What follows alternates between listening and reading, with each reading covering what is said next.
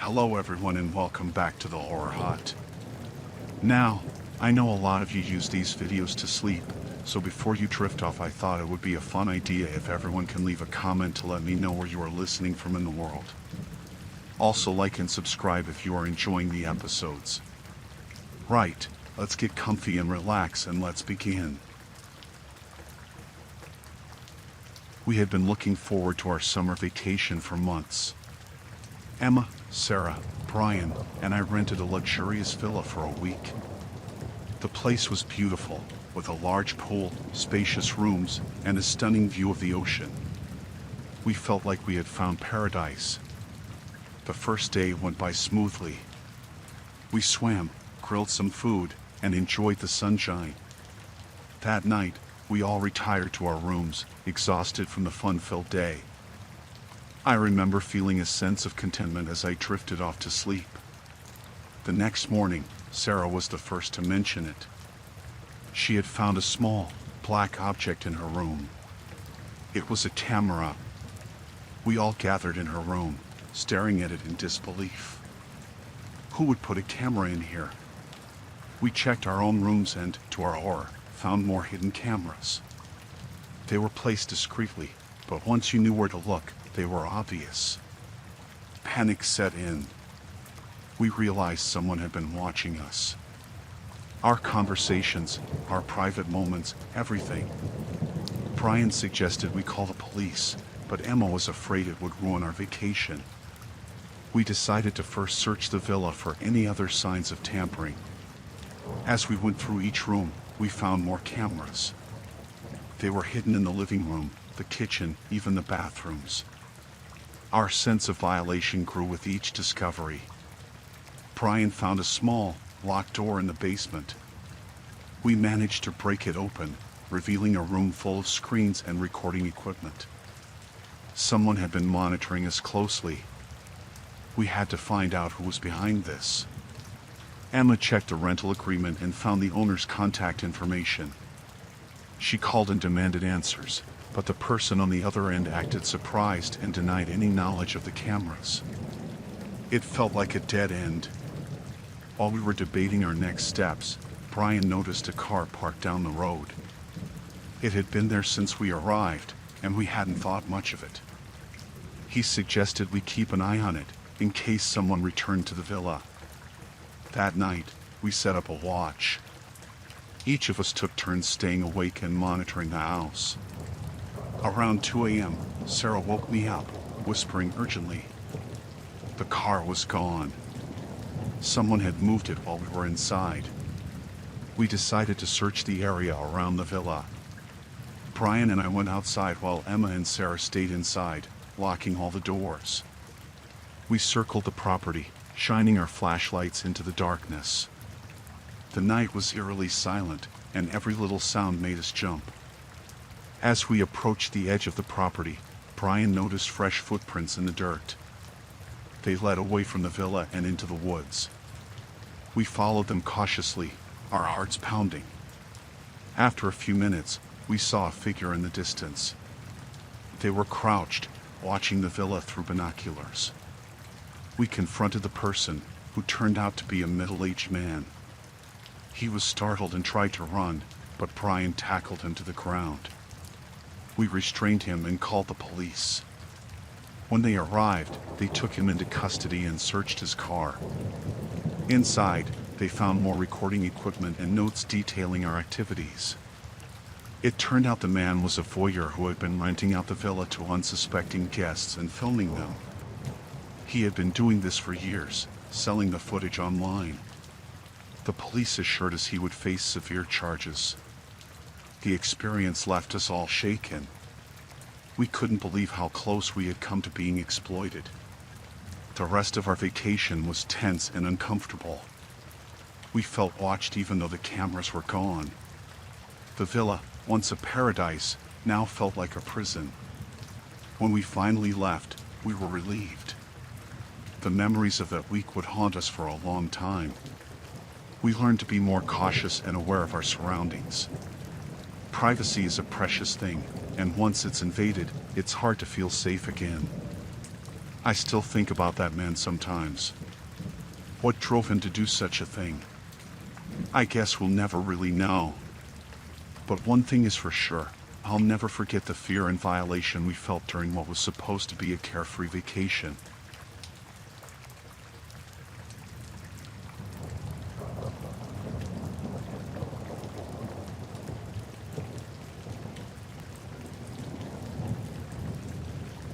I always wanted to explore the jungle. It sounded like an adventure, so when I got the chance to visit South America, I jumped at it. I arrived at a small town near the jungle and found a guide, a local named Raul.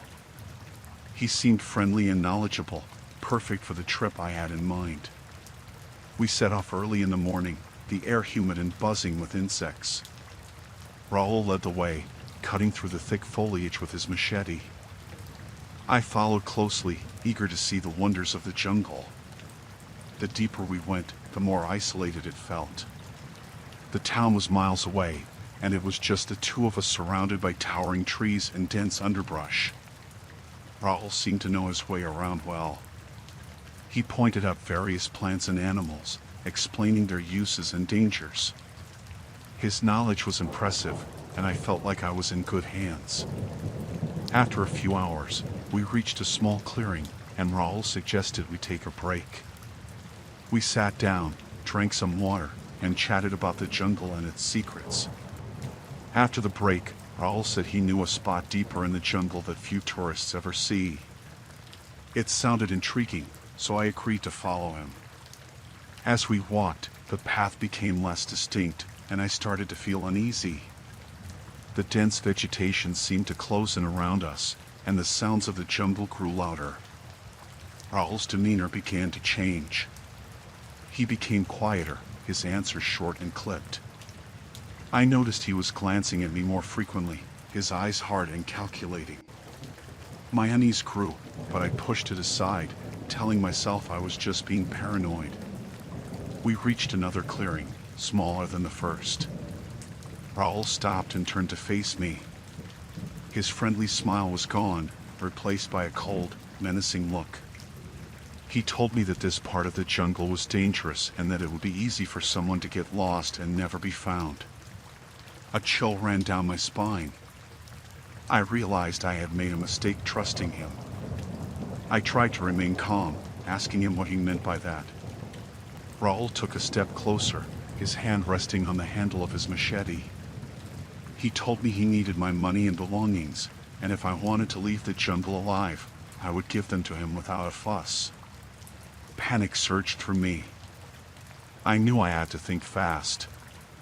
I handed over my wallet and watch, trying to buy some time. Raul seemed pleased, but I could see he wasn't done yet.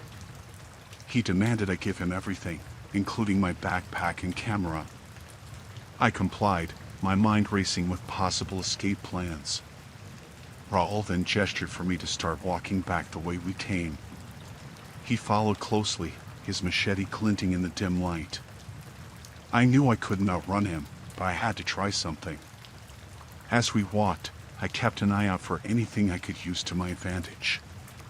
We came to a narrow path with dense underbrush on either side. I pretended to trip, falling to the ground. Raul laughed, but as he moved to help me up, I grabbed a handful of dirt and threw it in his face. He yelled, blinded for a moment, and I took off running. Branches scratched my face and arms as I barreled through the jungle, my heart pounding in my chest. I could hear Raul shouting behind me, his footsteps crashing through the underbrush. I had no idea where I was going, but I knew I had to keep moving.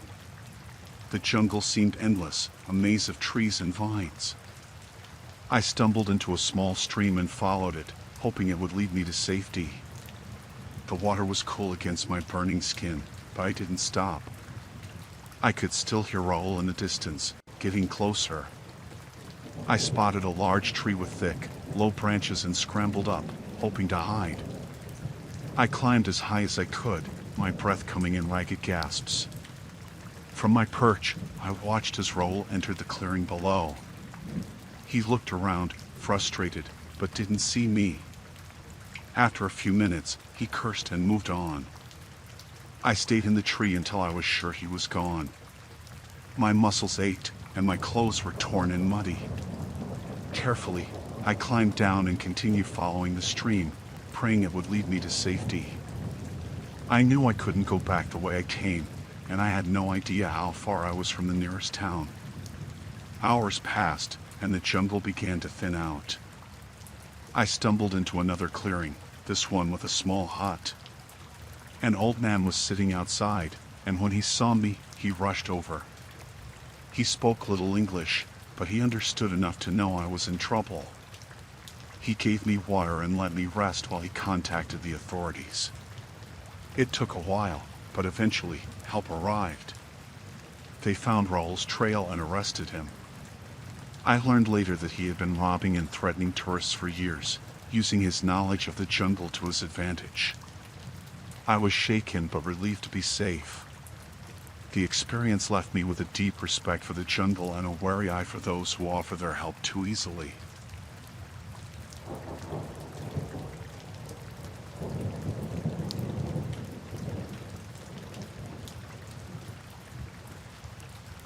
Tom and I decided to spend our summer vacation at a remote cabin far from the city. It was meant to be a romantic getaway, just the two of us. The cabin was nestled deep in the woods, with a beautiful lake nearby. It seemed perfect. We arrived in the late afternoon. The place was quiet and peaceful. There was no one around for miles, which was exactly what we wanted. The cabin itself was charming, with a rustic feel and all the essentials we needed. After unpacking, we went for a walk by the lake. The water was calm, and the scenery was breathtaking. It felt like we were the only two people in the world. We spent hours just talking and enjoying each other's company. It was the perfect start to our vacation.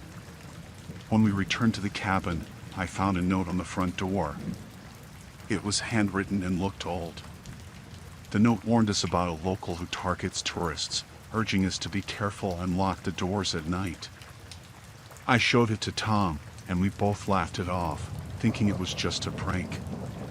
We cooked dinner together, enjoying the simplicity of the cabin life. After dinner, we sat by the fireplace, talking about our plans for the week. It was getting dark outside, and the woods were eerily silent.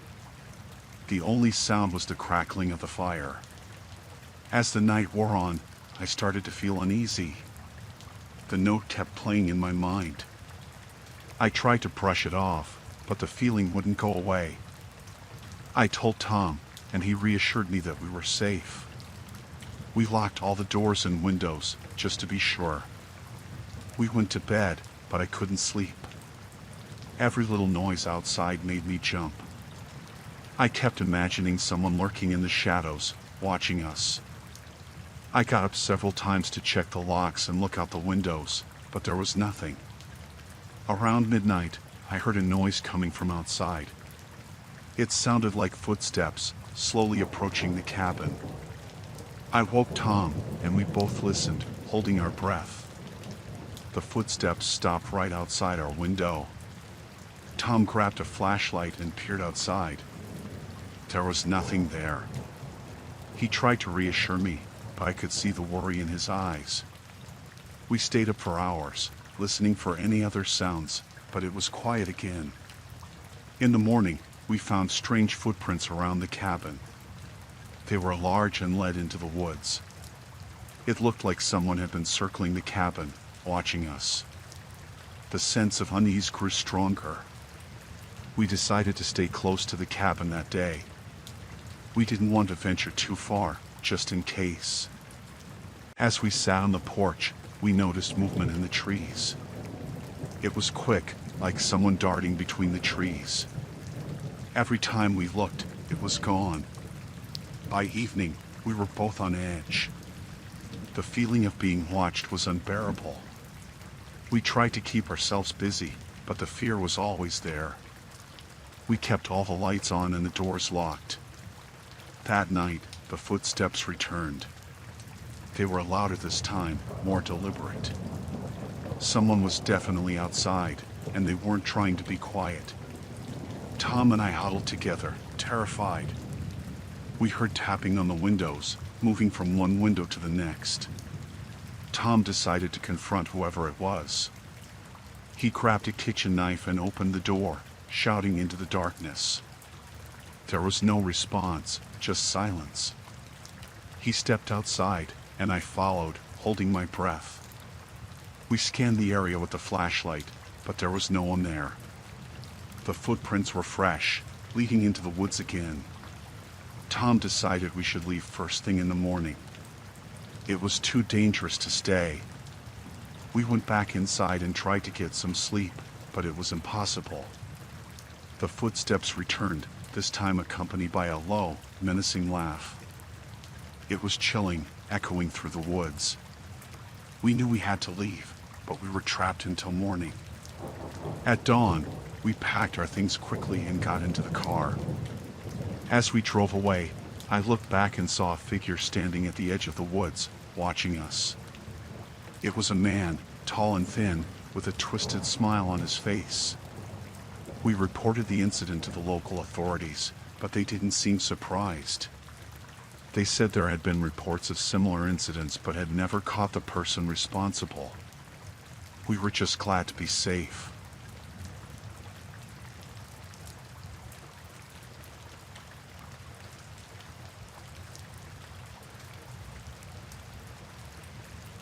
I decided to rent a house in the countryside for the summer, hoping to finish my book. The place was quiet, surrounded by trees, with no neighbors in sight except for one house in the distance. It seemed perfect for writing. The first few days were peaceful. I wrote in the mornings, took long walks in the afternoons, and spent evenings reading by the fireplace. It was idyllic. But then I started noticing something strange. My neighbor was always outside, watching my house. At first, I thought it was just my imagination. Maybe he was just enjoying his garden. But it started to feel like every time I looked up, he was there, staring. It made me uncomfortable, but I tried to ignore it. I had work to do. One evening, as I was walking back from the village, I saw him standing at the edge of his property, just watching me. His expression was blank, almost menacing. I nodded a greeting, but he didn't respond, just kept staring. I hurried inside, locking the door behind me. That night, I couldn't sleep. I kept hearing noises outside, like someone was walking around the house. I told myself it was just animals, but deep down, I was scared. The next morning, I found footprints in the dirt around my house. They were too big to be mine. I decided to do some research on my neighbor. The village librarian was helpful, though she seemed hesitant to talk about him. She finally told me his name was Mr. Harris, and he had a troubling past. Years ago, he was a suspect in the disappearance of a young woman, but there wasn't enough evidence to charge him. That information made my blood run cold. I started to feel like I was being watched all the time. I kept the curtains closed and tried to focus on my writing, but it was hard. Every creak, every rustle outside made me jump. One afternoon, I saw Mr. Harris standing at the edge of his property again, just watching. It was unnerving. I decided to confront him, hoping to put an end to this. I walked over, my heart pounding. As I approached, he didn't move or say anything, just kept staring. I asked him politely if there was a reason he was always watching my house. He didn't answer, just kept staring with that blank expression. It was like talking to a statue. Finally, he muttered something about making sure everything was safe and walked away. That night, I was even more on edge. I kept hearing noises, and the sense of being watched was overwhelming. Around midnight, I heard a tapping on my window. I froze, my heart racing. Slowly, I walked to the window and peeked out. There was nothing there, just darkness. The next morning, I found more footprints around the house. They led to my windows and back door. I decided it was time to leave. I couldn't stay there any longer, not with Mr. Harris lurking around. I started packing my things, planning to leave that evening. As I was loading my car, I saw Mr. Harris standing at the edge of his property again. This time, he had a smile on his face, a creepy, knowing smile. It sent chills down my spine.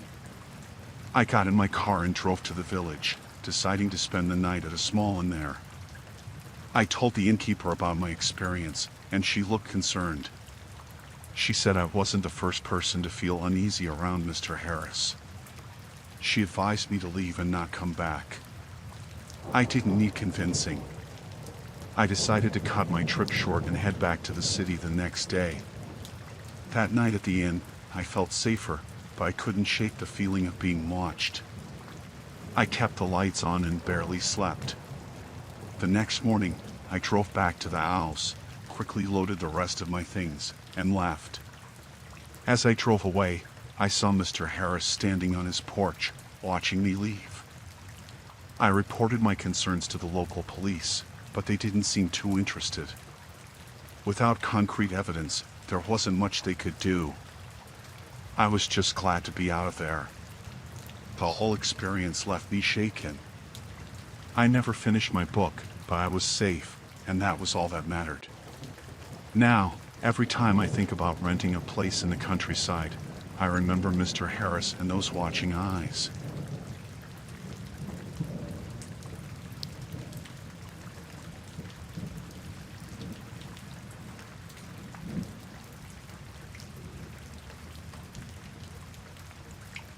Our summer road trip was going great until the car broke down in the middle of nowhere. It was me, Mike, and my friends, Jack and Lisa. We tried to call for help, but there was no signal. We were stuck. We decided to wait by the car, hoping someone would come by and help us. After what felt like hours, a truck finally pulled up. The driver was an older man with a friendly smile.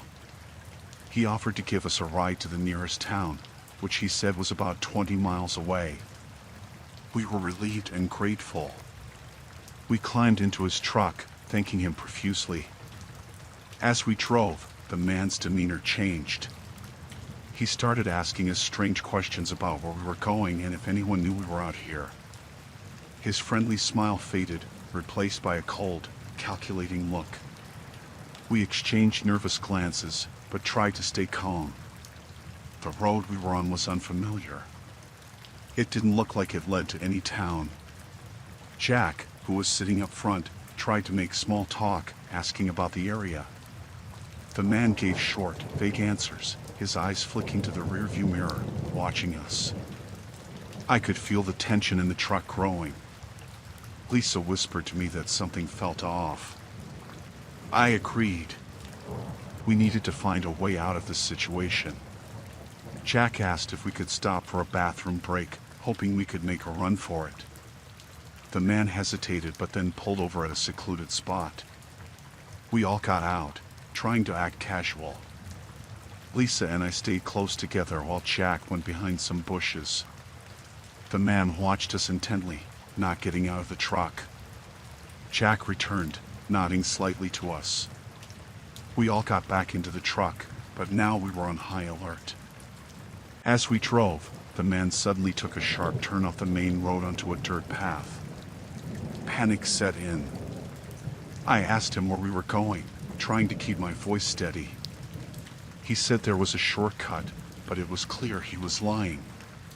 The dirt path was rough, leading deeper into the woods. Jack tried to reason with the man, asking him to let us out, saying we'd find our own way. The man's grip on the steering wheel tightened, his knuckles white.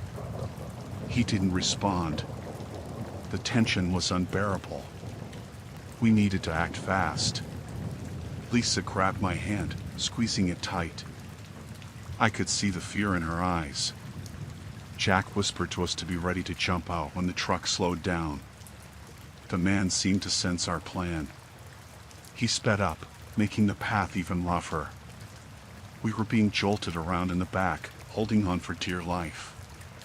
Suddenly, the truck hit a large rock, and we were thrown against the seats. The truck came to a halt, the engine sputtering. The man cursed under his breath and got out to check the damage. This was our chance.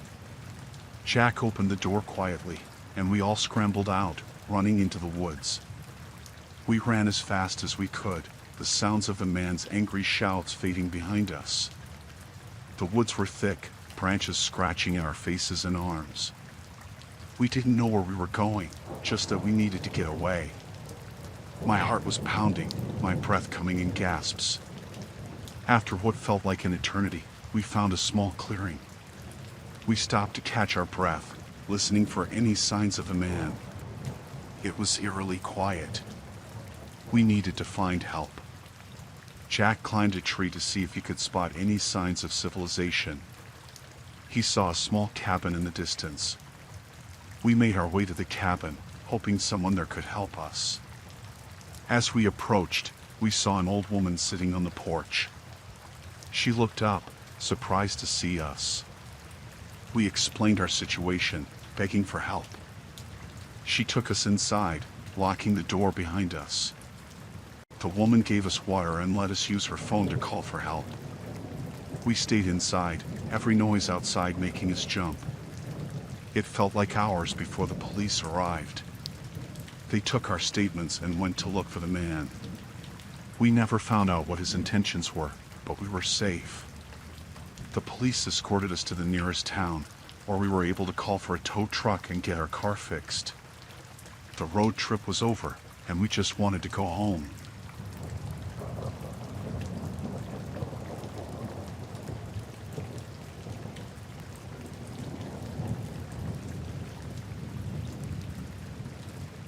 I was driving back home from a summer vacation when I noticed flashing lights in my rearview mirror.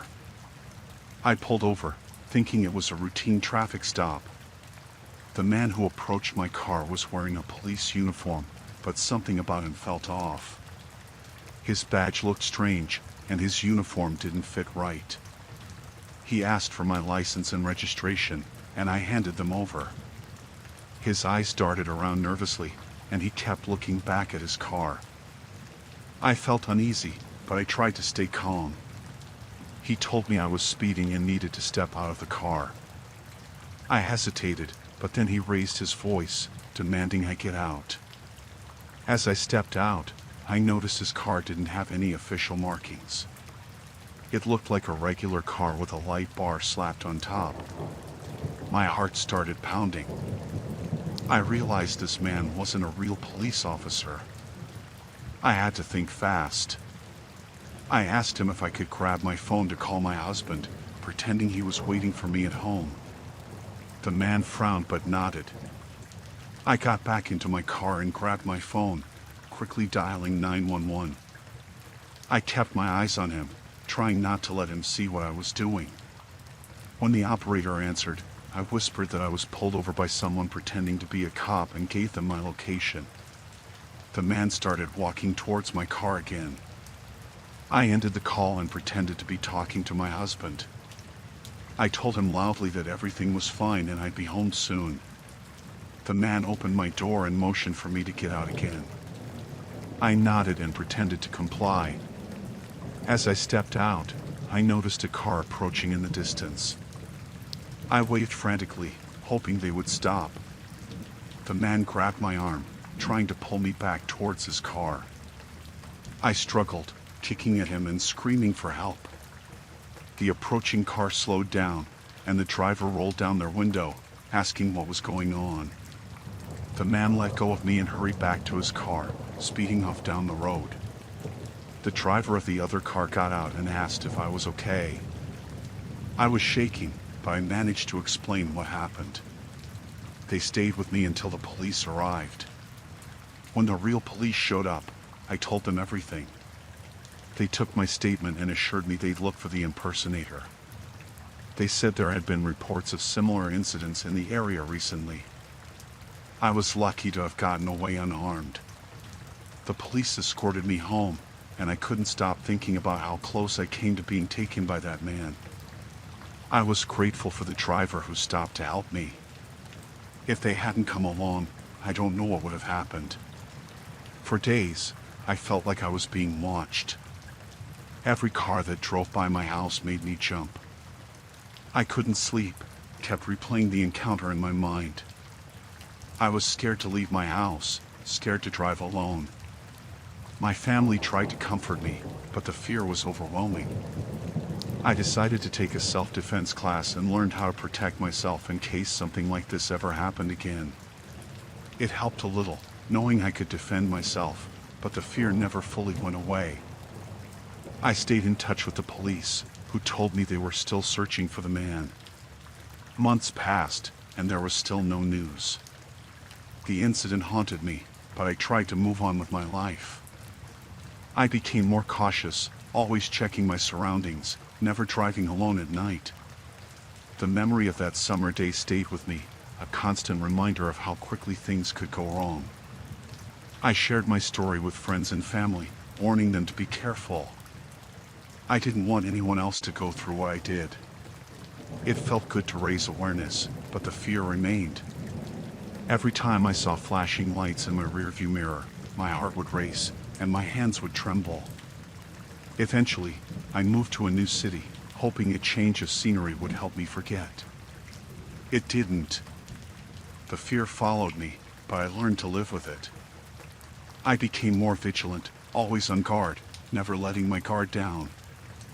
Looking back, I realize how lucky I was to escape. It could have ended so differently.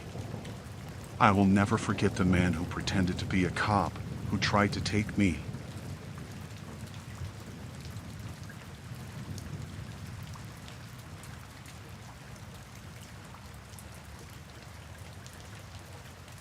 I wanted to do something different for my summer vacation, so I decided to sneak into the abandoned amusement park on the outskirts of town. I had heard stories about it, but I didn't believe half of them. It was supposed to be haunted or cursed, but I knew those were just tales to keep kids away. The park had been closed for years. Weeds grew through the cracks in the pavement, and rust covered the rides. I managed to find a hole in the fence and slipped through, my heart pounding with excitement and a bit of fear. I had my flashlight and my phone, thinking I'd take some cool photos to show my friends. As I wandered through the park, I noticed how silent it was. No birds, no insects, just the sound of my footsteps on the cracked ground. I went past the Ferris wheel, its metal creaking in the wind, and headed towards the old funhouse. That's when I saw the light. It was faint at first, coming from the direction of the bumper cars. I thought maybe it was another thrill seeker like me. But as I got closer, I realized it was a group of men. They were talking in hushed voices, their faces serious. I hid behind a broken game booth and watched. They were unloading boxes from a van, placing them in one of the old maintenance buildings. My curiosity got the better of me, and I moved closer, trying to hear what they were saying. I accidentally kicked a bottle, sending it rolling across the pavement. The men stopped talking and looked around, their flashlights sweeping the area. I ducked behind a trash can, my heart racing.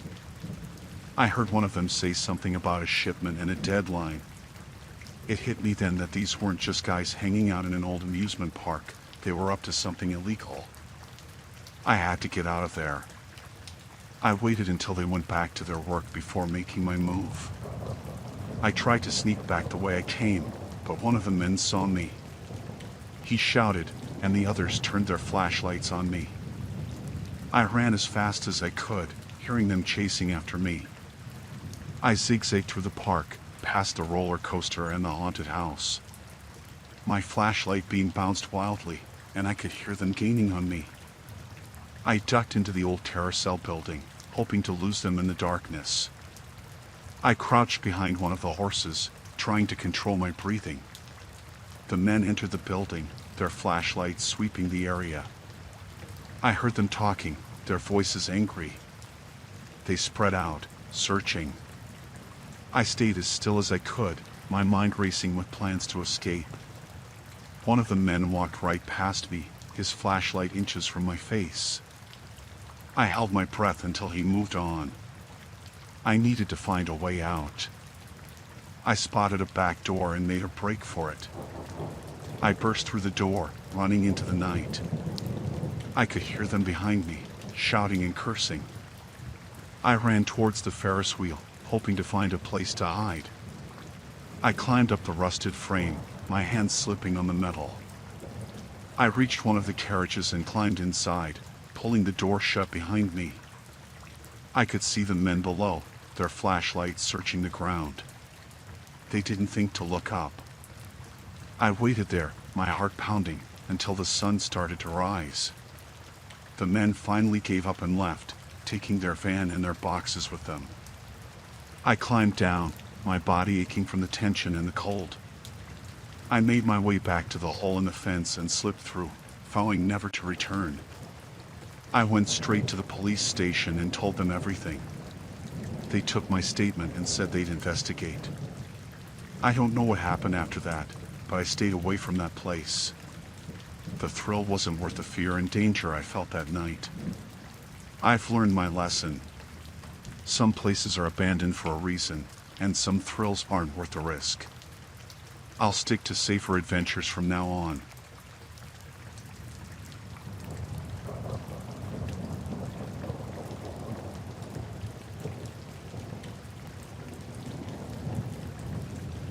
Rachel and I had planned our summer vacation for months.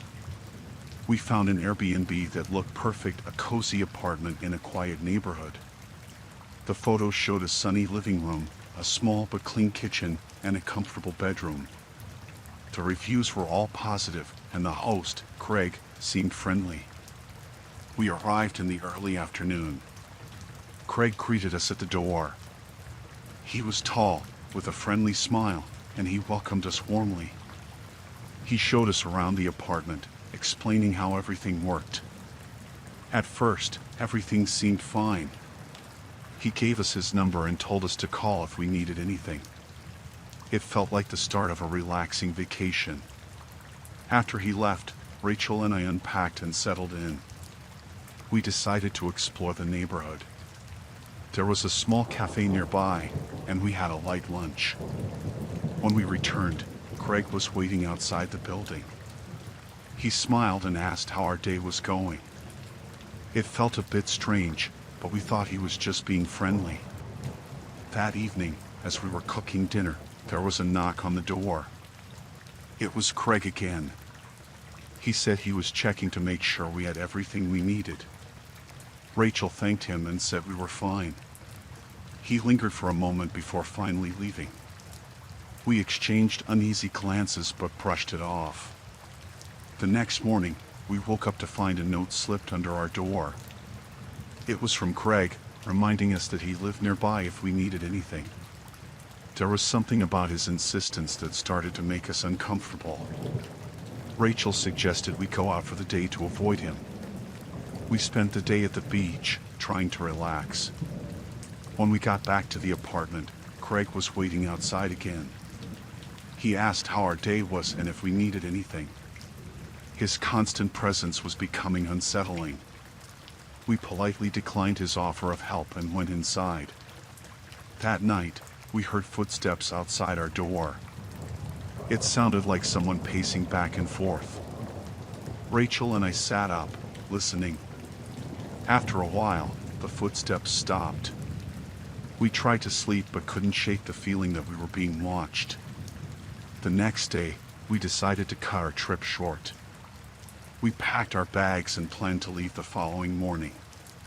That evening, as we were getting ready for bed, there was a loud knock on the door. Craig's voice called out, asking if everything was okay. We told him we were fine and that we needed some privacy. He didn't leave. He started knocking harder, demanding to be let in. Rachel and I were terrified. We called the police, but they said it would take some time to get there. We needed to find a way to keep Craig out until they arrived. We barricaded the door with a chair and a small table. Craig kept shouting, saying he knew we were hiding something. The pounding on the door grew louder. We retreated to the bedroom and locked the door, hoping it would hold until help arrived. The minutes felt like hours. We could hear Craig trying to break down the front door. Rachel and I held each other, too scared to speak.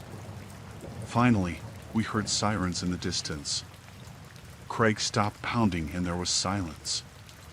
A few minutes later, there was a knock on the door, followed by a voice identifying itself as the police.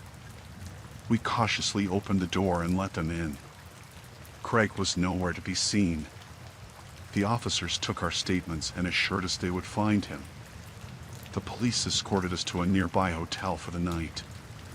We were shaken but relieved to be safe. The next morning, we received a call from the police. They had found Craig hiding in a nearby alley. He was arrested and taken into custody. Rachel and I returned to the apartment with the police to gather our belongings. We left the keys on the kitchen counter and drove away, grateful to be leaving that nightmare behind. We decided to never stay in an Airbnb again. The experience left us wary of strangers and more appreciative of our safety. We returned home, still shaken but safe. It took a while for us to feel comfortable again, but we were glad to be back in familiar surroundings.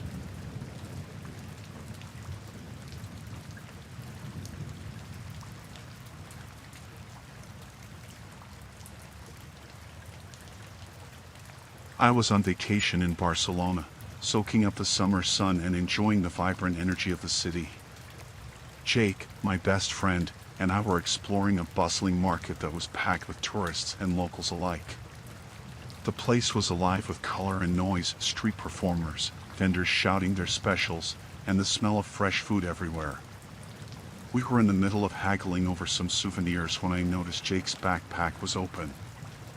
I glanced over and saw him struggling to zip it up, distracted by a street artist's performance. Moments later, I felt a sharp pang of panic when I realized my passport, which was in the side pocket of his bag, was missing. I quickly told Jake, and we retraced our steps, searching every stall and corner of the market. Jake tried to stay calm, but I could see the worry on his face. We approached a few vendors and asked if they had seen anything suspicious. Most shook their heads or offered sympathetic looks but had no useful information. We decided to report the theft to the police. We went to a nearby station and filed a report. The officers were kind and promised to look into it, but I could tell they were swamped with cases. They suggested we keep an eye on the market, as thefts like this were common in busy areas. Jake and I went back to the market, keeping a low profile, hoping the thief might return or that we could spot someone acting suspiciously. After hours of watching people come and go, we were about to give up when Jake noticed a man who kept glancing our way. He was acting strangely, moving from one stall to another with a kind of furtive purpose. Jake suggested we follow him discreetly. We trailed behind the man, keeping a safe distance. The man led us out of the market and down a series of narrow alleys. The alleys were dark and dimly lit, giving me an uneasy feeling. The man finally stopped at a rundown building and slipped inside. We waited for a few minutes before approaching the building. It looked abandoned, but there was a faint light coming from a window on the second floor.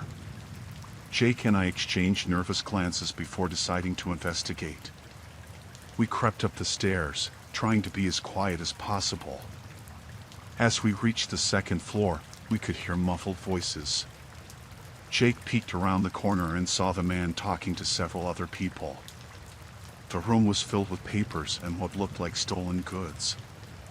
It became clear that they were running a larger operation. Jake and I stayed hidden, trying to gather as much information as possible. One of the men was talking about passports and identification, which made my blood run cold. They were discussing selling stolen passports on the black market. I felt a rush of fear. They had my passport, and it seemed like they were planning something bigger. Realizing the danger we were in, we decided we needed to leave and get help. We slowly made our way back down the stairs, trying to avoid making any noise. Just as we reached the exit, one of the men from the group spotted us. We could hear him shouting, and soon, we heard footsteps pounding after us. Jake and I bolted through the alleys, our hearts racing. The narrow, winding streets made it difficult to know where we were going. We could hear the men shouting behind us, growing closer with each step. We had to think fast. We ducked into a small shop that looked closed but had a small space where we could hide. We huddled in the back, barely able to breathe. We could hear the men outside, searching and calling for us. The minutes felt like hours. After what seemed like an eternity, the voices outside faded away. We waited in silence, our ears straining to catch any sound. Once we were sure it was safe, we slowly made our way out of the shop and back to the main street. We found a nearby police station and explained everything to them. The officers took our statements and promised to investigate the building we had described. They advised us to stay in a secure location and not return to the market until the situation was resolved. Jake and I returned to our hotel, shaken but relieved. The police eventually recovered my passport and arrested several people involved in the operation. It was a long process, but we were grateful that we were safe and that the criminals were caught. The rest of our vacation was subdued, and we spent the remaining days exploring the city in a more cautious manner. The experience was terrifying, but it taught us to stay alert and trust our instincts. We were thankful to be safe and able to return home without any further incidents.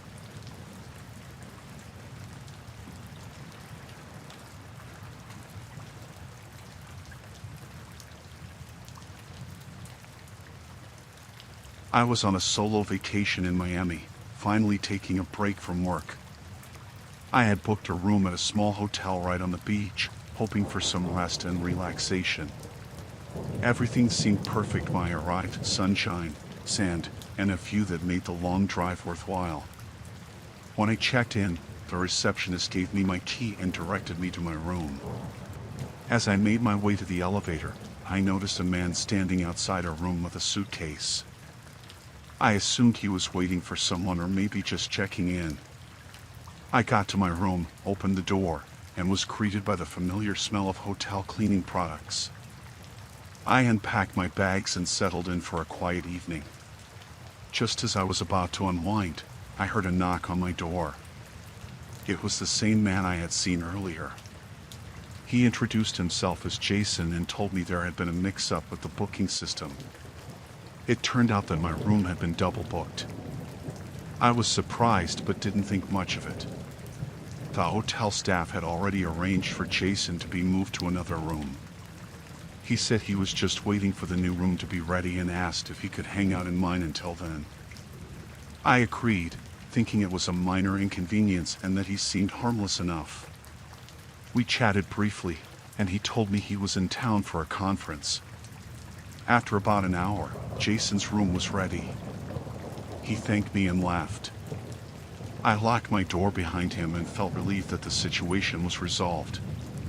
That night, I heard some noise outside my room but dismissed it as people coming in late from the beach. I was exhausted and fell asleep quickly. Around midnight, I was jolted awake by a loud bang. My heart raced as I listened for any signs of trouble. I heard footsteps in the hallway and then a soft knock on my door. I peered through the peephole and saw Jason standing there. I was confused. I opened the door slightly and asked if everything was all right. He said he had forgotten something in my room and needed to come in to get it. I hesitated but eventually let him in. He looked nervous, and his demeanor had changed since earlier. He started looking around the room and seemed agitated. He told me he had misplaced some important documents and was getting anxious. I tried to calm him down and suggested we call the hotel staff for help. Jason snapped at me, saying he couldn't afford any delays. His voice was suddenly harsh, and I could see a different side of him that made me uneasy. I wanted to ask him to leave but didn't want to provoke him. As he continued to search the room, I noticed his behavior becoming increasingly erratic. He started pacing and muttering to himself. My instinct told me something was off, and I felt a growing sense of danger. I decided it was time to get him out of my room. I told him I needed to use the bathroom and asked him to wait outside. I slipped into the bathroom, locked the door, and quickly called the hotel front desk.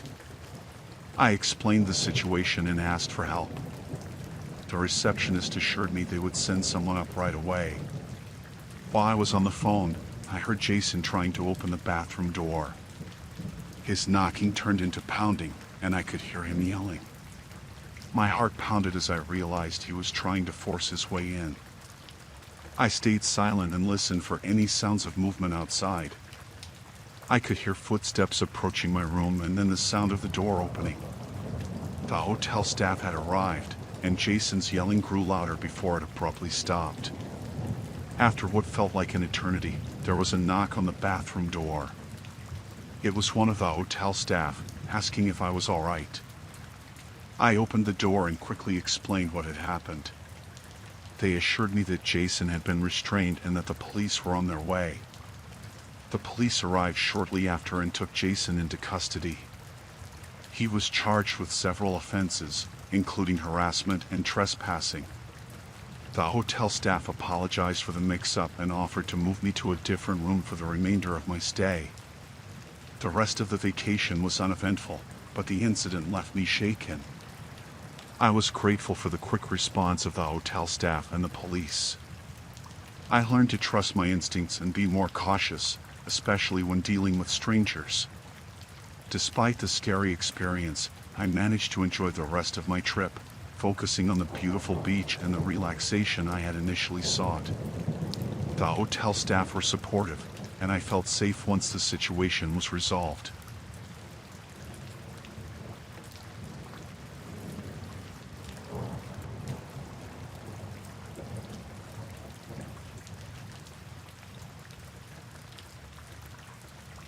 Tom and I decided to take a weekend trip out of the city to enjoy some quiet time. We found a cabin rental in a remote area that seemed perfect for relaxation. The drive was long but enjoyable, and the scenery was beautiful. We were looking forward to a peaceful few days away from work and stress. The first day went smoothly. We spent time hiking and exploring the area. The cabin was exactly what we had hoped for. The second day, we decided to explore a bit more and maybe find a scenic spot to have a picnic. The map showed a small trail that looked interesting, so we set out to find it. As we drove, the road became less paved and more rugged. We didn't think much of it, figuring it was just part of the adventure. We followed the directions on our GPS, but soon it started acting up. The signal was weak, and we ended up taking a wrong turn. Before we knew it, the trees around us thickened, and the road turned into a narrow, winding path. We didn't see any other cars or signs of civilization. I started to feel uneasy, but Tom kept reassuring me that we were just off the beaten path and would find our way back soon. After about an hour, we saw a small, dilapidated sign that read "Welcome to Pine Grove Community." The place looked run down, and the houses were spread out and seemed older. It was clear that this was not the scenic spot we had intended to visit. We decided to turn around and head back. That's when things started to go wrong. As we tried to retrace our route, we noticed a few people watching us from their porches and yards. Their stares were intense and made me uncomfortable. I tried to ignore it and hoped we would get out of there soon. Tom took another wrong turn, and we ended up deeper into the community. The roads were getting narrower, and the houses more isolated. I could see people moving around in the distance, but no one came up to us or offered assistance. The sense of unease grew as we saw a few locals gathered near a rundown building. They watched us closely, and I noticed some of them whispering to each other. I told Tom we should stop and ask for directions, but he seemed more focused on finding a way out quickly. We stopped at a small general store, hoping to get some help. Inside, the store was dimly lit and poorly stocked. The cashier was an older man who looked at us with a mix of curiosity and irritation. Tom asked for directions back to the main road, but the man's answers were vague and unhelpful. As we left the store, I saw a group of people standing outside, talking and pointing at our car. My heart began to race. It felt like we were being watched and followed. Tom tried to drive out, but the road signs and landmarks were no longer familiar. Suddenly, we found ourselves on a road that seemed to lead out of the community, but it was blocked by a makeshift barricade. A few locals stood there, looking stern and unfriendly. They waved us to stop, and Tom had no choice but to comply. One of the men approached our car. He was rough-looking and had an intimidating presence. He asked us what we were doing in their community. Tom tried to explain that we were lost and just wanted to leave, but the man's expression didn't soften. The man said we were not allowed to leave until we were properly checked. He seemed to be the leader, or at least in charge of the situation. I was terrified, feeling like something was seriously wrong. I whispered to Tom that we needed to get out of there quickly. Tom agreed, and while the man was distracted by a radio call, Tom started the car and tried to drive around the barricade. The locals started shouting and running towards us. My heart pounded as we raced down the road, trying to find any way out of this hostile place. We drove for what felt like hours, making several wrong turns and trying to avoid being followed. The local shouts grew faint behind us, but we didn't stop to check. We finally found a road that looked like it could lead back to a more populated area. After driving for a while, we saw a highway sign that brought us some relief. We were back on a known route and could see more cars on the road. We stopped at a rest area to catch our breath and gather ourselves. We couldn't believe what had just happened. The community had felt like a trap, and we were lucky to have escaped. We made our way back to the cabin, feeling a mix of relief and lingering fear. We decided to cut our trip short and head back home.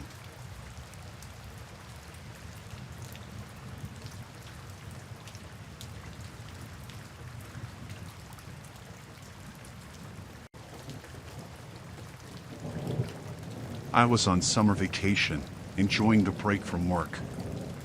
I decided to go exploring a cave I had heard about from some locals. It was off the beaten path, not marked on any maps. I figured it would be an adventure, something different from the usual tourist spots. I packed a flashlight, some snacks, and headed out early in the morning. The entrance to the cave was small, almost hidden by bushes. I squeezed through and found myself in a narrow tunnel. The air was cool and damp. I switched on my flashlight and started walking. The tunnel widened into a larger chamber with stalactites hanging from the ceiling. As I went deeper, I noticed a side passage. Curious, I turned into it. The passage was darker, and the air felt heavier. After a few minutes, I stumbled upon something unexpected. There were crates and bags piled up against the walls, covered in dust but not old. I opened one of the crates and found it filled with weapons. Another had bags of what looked like drugs. My heart started racing. I realized I had found a stash of illegal goods. I needed to get out of there and report this to the authorities. As I turned to leave, I heard voices echoing from the main chamber. Panic set in. The criminals must have returned. I quickly switched off my flashlight and hid behind a large rock. The voices got closer. I could hear them talking about their next shipment. My hands were sweating, and I tried to control my breathing. One of the men walked into the passage where I was hiding. I pressed myself against the rock, praying he wouldn't see me. He walked past me, inspecting the crates. I held my breath, afraid even the slightest sound would give me away.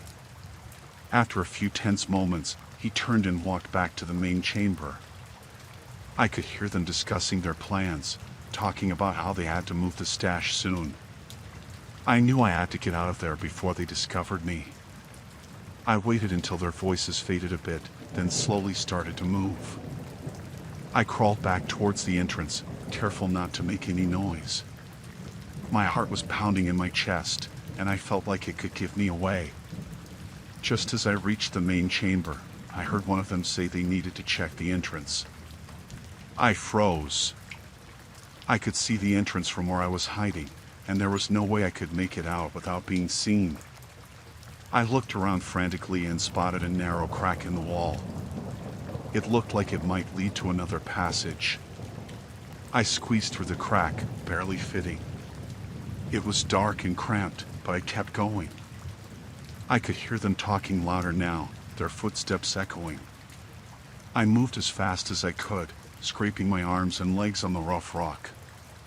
The passage opened up into another tunnel, and I could see a faint light ahead. I followed the light, hoping it was another exit.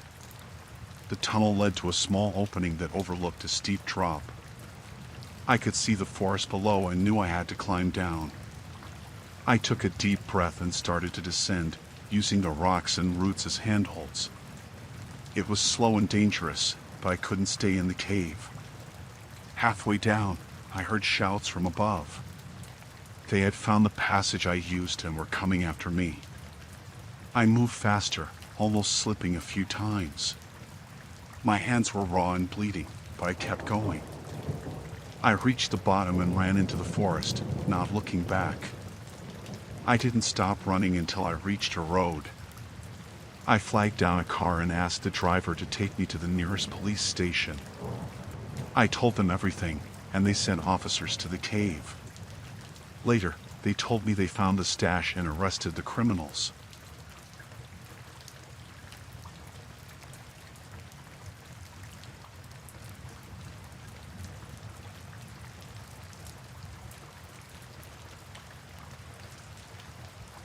It was supposed to be the perfect summer vacation. My family and I had saved up for months to stay at this luxury resort. The place was beautiful, with pristine beaches, lush gardens, and every amenity you could imagine. We arrived on a sunny afternoon, and everything seemed perfect. The first couple of days were bliss. We swam in the pool, lounged on the beach, and enjoyed the all-inclusive meals. But on the third night, my husband, Mark, started feeling sick. He thought it was just something he ate, but by morning, he was much worse. I took him to the resort's clinic. The doctor there was calm, almost too calm, and gave him some pills. Mark slept most of the day, and I started to feel uneasy. That night, our kids, Emily and Jake, began to complain of stomach aches. Panic set in as they both got worse quickly. By the next morning, all three were too weak to leave the room. I called for a doctor again, but they were slow to respond. When they finally came, they just gave more pills and assured me it was a common bug. Something felt off. The staff's reassurances didn't match the severity of what was happening. I decided to skip the resort's meals and bought some groceries from a nearby store. I cooked in our small kitchen, hoping it would help, but there was no change. I spent the night watching over my family, unable to sleep. That's when I noticed a few staff members lingering outside our room, whispering to each other. The next day, I went to the front desk and demanded to speak with the manager. They gave me the runaround, saying he was busy. My frustration grew. I started to observe the staff more closely and noticed something strange. They seemed overly attentive, always watching us. My mind raced with possibilities. Why were they so interested in us? What was really happening? I decided to take matters into my own hands. I snuck out of the room and wandered around the resort, looking for answers. In the basement, I found a locked door with a keypad. I waited until a staff member approached and saw them enter the code. I memorized it and returned later when the coast was clear. Inside, I discovered a makeshift lab with medical equipment and files on various guests, including my family. My heart pounded as I read through the files. It looked like they had been experimenting with different drugs, testing their effects on guests. I took photos of the documents with my phone and hurried back to the room. I needed to get my family out of there. When I returned, 2 staff members were in our room, trying to give my family more pills. I confronted them, and they became aggressive, insisting it was for their own good. I managed to get them out of the room and locked the door behind them. I packed our bags quickly and helped my husband and kids out of bed. They were weak, but we needed to leave. I called for a taxi, but none were available. The resort staff had likely anticipated this. We had no choice but to walk to the nearest town, a few miles away. The journey was slow and agonizing. My family could barely walk, and I was terrified we wouldn't make it. We finally reached a small clinic in the town. The local doctor was shocked at their condition and admitted them immediately. He confirmed my suspicions. They had been poisoned. I showed him the photos I took, and he contacted the authorities. My family was treated and started to recover, but the memory of that place haunted us. The resort was shut down, and the staff involved were arrested. It turned out they had been part of a larger operation, testing drugs on unsuspecting guests. Our perfect vacation turned into a nightmare, but we were lucky to get out alive.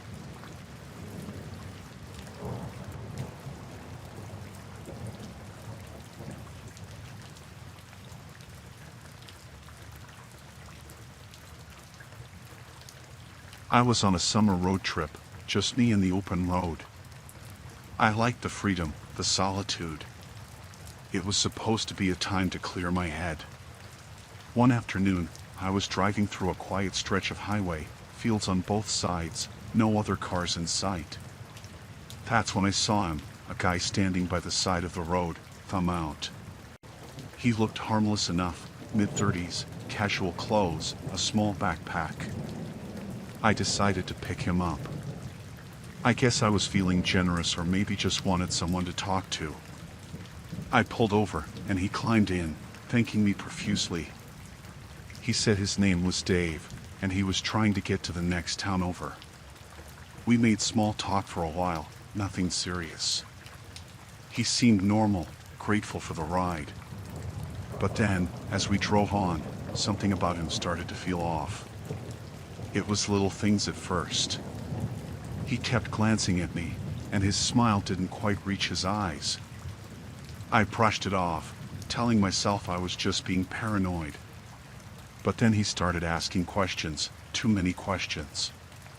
Where was I from? Where was I going? Did I live alone? It put me on edge. I tried to keep the conversation light, but he kept steering it back to personal stuff. I noticed he was getting more tense, his hands clenching and unclenching. My gut was telling me something was wrong, but I didn't know how to get out of it. I was stuck in the car with him in the middle of nowhere. Then he asked if I could pull over so he could use the restroom. I did, hoping maybe he would just get out and not come back. But he didn't leave his bag in the car, and when he got back, he seemed even more on edge. As we got back on the road, he started talking about how he needed money and how people didn't trust him. It clicked. This guy wasn't just some random hitchhiker. He was desperate. I decided to stay calm, keep driving, and figure out a plan. I couldn't just kick him out in the middle of nowhere. That might set him off. I noticed a gas station coming up, and I told him I needed to stop for gas. He agreed, but I could see he was suspicious. At the gas station, I tried to act normal. I went inside to pay and grabbed a snack, all the while thinking about how to get help. I saw a payphone outside and made a quick decision. I told him I was going to make a quick call to my mom, just to check in. He watched me closely but stayed in the car. I dialed 911, keeping my back to the car, and whispered to the operator what was happening. They told me to stay calm and that help was on the way. I hung up and walked back to the car, trying to keep my cool. Dave was getting more agitated, asking why I was taking so long. I made up some excuse about my mom needing something. As I got back into the car, I saw a police cruiser pull into the gas station. My heart was pounding. I told Dave I needed to use the restroom one more time before we left. He was really suspicious now, but he let me go. I walked towards the bathroom, but once I was out of his sight, I ran to the police car. I quickly told the officer what was happening, and they moved fast. They approached my car and asked Dave to step out. He tried to run, but they were on him in seconds, pinning him to the ground. They found a knife in his bag and realized he was a wanted fugitive. My instincts had been right. The officers thanked me for keeping calm and getting help.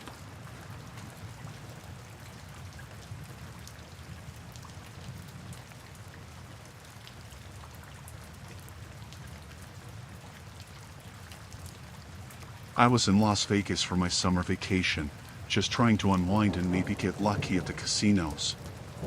I never expected to win big, but there I was, sitting at a blackjack table with a massive pile of chips in front of me. I couldn't believe my luck. I cashed out, and they handed me a thick envelope full of money. I felt like I was on top of the world. As I walked out of the casino, I noticed a group of guys who had been hanging around the blackjack tables. They were watching me closely. At first, I thought I was just being paranoid, but when I stepped outside, I saw them again. They were talking among themselves, glancing my way. I tried to shake it off and headed to the parking lot. My car was parked a little far from the entrance, and as I walked, I kept looking over my shoulder. The group was following me, keeping a distance but definitely on my trail. My heart started to race. I knew I had to do something, but I didn't want to panic. I picked up my pace, trying to stay calm. I reached my car and quickly got in, locking the doors behind me. I fumbled for my keys, my hands shaking. I started the car and pulled out of the parking lot, hoping I could lose them in traffic. But as I glanced in the rearview mirror, I saw their car pulling out too, following me. I drove aimlessly for a while, taking random turns, trying to shake them off. But they were persistent, sticking to me no matter where I went. I needed a plan. I remembered there was a police station a few blocks away. If I could just get there, I'd be safe. I made a sharp turn and headed towards the station, but their car sped up, closing the gap between us. I could see the determination in their eyes, and it scared the hell out of me. I had to think fast. I spotted a crowded shopping mall up ahead and decided to pull in. I parked my car and ran into the mall, hoping to lose them in the crowd.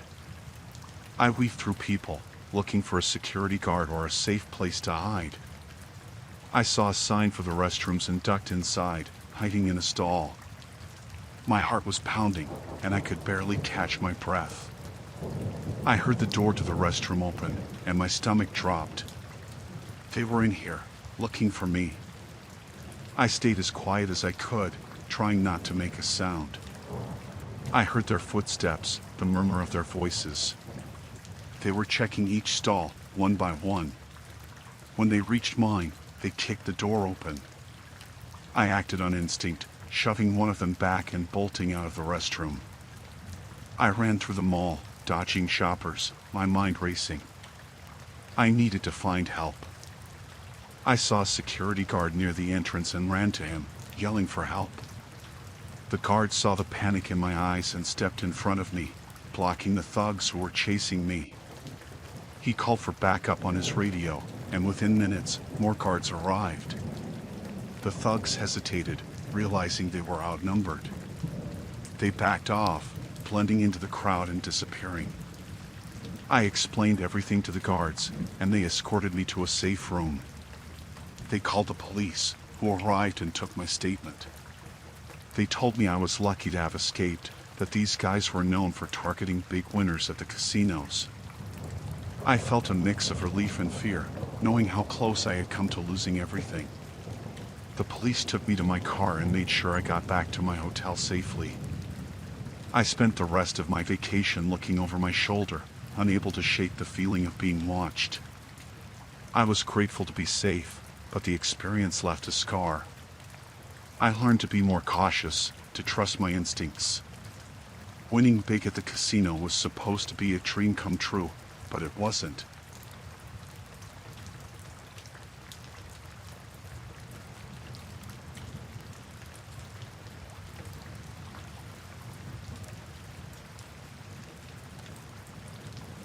I had been looking forward to my summer vacation all year. I booked a cozy beachside cottage for a week of relaxation and morning runs on the shore. The first few days were perfect. The sun rose early, casting a golden glow over the water. I'd lace up my running shoes and head out for a peaceful jog along the sand, the waves crashing gently beside me. On the third morning, I noticed him. He was sitting on a bench, just watching the ocean. At first, I didn't think much of it. Lots of people come to the beach to enjoy the view. But the next day, he was there again, in the same spot, eyes following me as I jogged past. I felt a little uneasy but brushed it off. Maybe he was just a regular at the beach. By the fifth day, it became harder to ignore. He was always there, always watching. His presence felt intrusive, like he was studying me. I started to change my running route, hoping to avoid him, but no matter which way I went, he would find a new spot to sit and stare.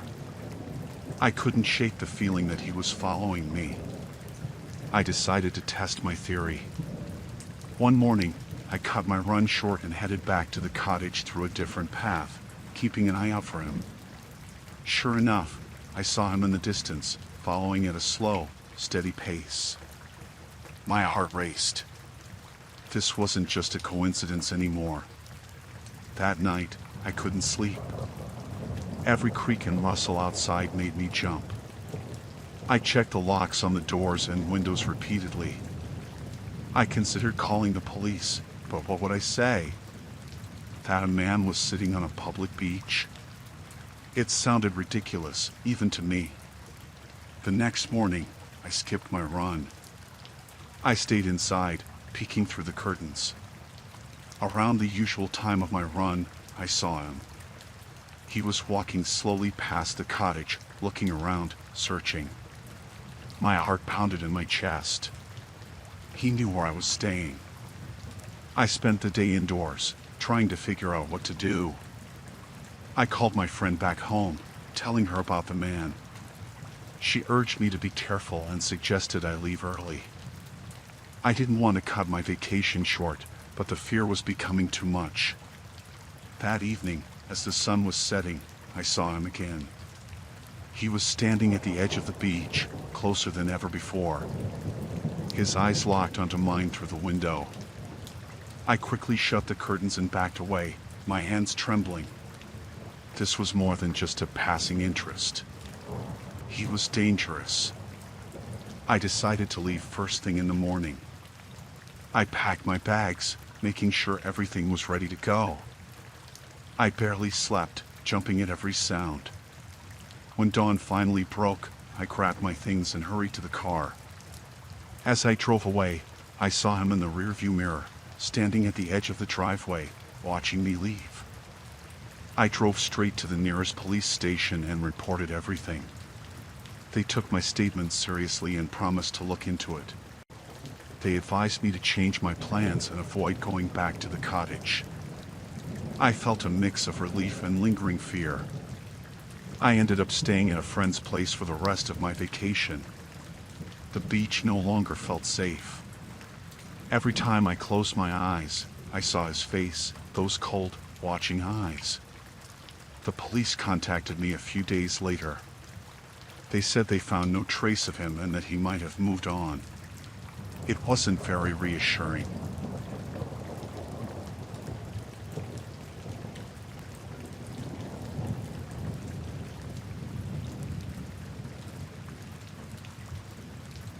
Jenna and I had been looking forward to our summer vacation for months.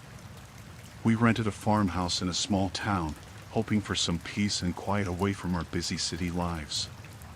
The place was perfect, isolated, surrounded by fields, with a charming rustic look. We arrived on a sunny afternoon, excited to start our week of relaxation. The landlord, Mr. Thompson, greeted us warmly. He was an older man, probably in his 60s, with a friendly smile. He showed us around the house, pointing out the amenities and giving us tips about the area. Everything seemed fine, but something about his eyes made me uneasy. They were too sharp, too calculating. The first night was peaceful. We cooked dinner together, watched a movie, and then went to bed early. The silence of the countryside was a welcome change from the constant noise of the city. I slept soundly, feeling safe in the old farmhouse. The next morning, I woke up early and went for a walk around the property. I noticed something odd, an old, rusty ladder leaning against the side of the house, just below one of the upstairs windows. It seemed out of place, but I shrugged it off. Maybe Mr. Thompson had been doing some repairs. Later that day, while Jenna was in the shower, I noticed a small hole in the ceiling of the living room. It looked like it had been drilled recently. I climbed onto a chair to get a closer look and realized it was a peephole. A chill ran down my spine. I decided not to tell Jenna yet, not wanting to ruin our vacation with my paranoia. That evening, Mr. Thompson came by to check on us. He was overly friendly, asking too many personal questions. I couldn't shake the feeling that he was watching us, studying us. When he finally left, I told Jenna about the peephole. She laughed it off, saying I was being silly, but I could see the worry in her eyes. The following night, I woke up to a strange noise coming from downstairs. It was a soft creaking, like someone was walking on the old wooden floorboards. I got out of bed quietly and crept down the stairs. The living room was empty, but the front door was slightly ajar. I closed it and locked it, my heart pounding. In the morning, I found more evidence of Mr. Thompson's spying. A small camera hidden behind a picture frame in the hallway. I showed it to Jenna, and this time she didn't laugh. We decided to confront Mr. Thompson and then leave as soon as possible. We drove to his house, which was only a few miles away. He answered the door with his usual smile, but it faltered when he saw the camera in my hand. I demanded an explanation, but he denied everything, claiming he had no idea how the camera got there. His calm demeanor made my skin crawl. We went back to the farmhouse, packed our bags, and decided to leave that night. As we were loading the car, Mr. Thompson showed up. He was different this time, no smile, no friendliness. He stood in the driveway, blocking our way. "Leaving so soon?" he asked, his voice cold. I told him to move, but he just stood there, staring at us. Jenna was shaking, and I could feel my own fear rising. I decided to drive around him, but as I got into the car, he lunged at me, trying to pull me out. Jenna screamed, and I fought him off, managing to slam the door and start the engine. We sped down the driveway, Mr. Thompson chasing after us. I didn't look back until we were on the main road, heading towards the nearest town. Jenna was crying, and I was trying to stay calm, but my hands were shaking on the steering wheel. We went straight to the police station and reported everything.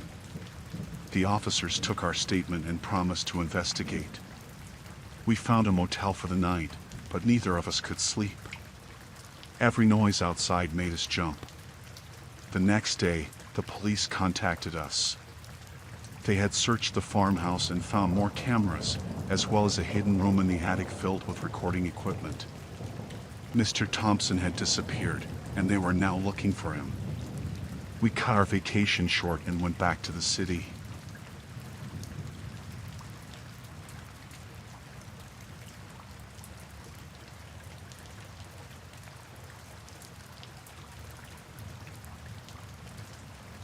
We rented a yacht for a summer party, just a few friends looking to enjoy the weekend.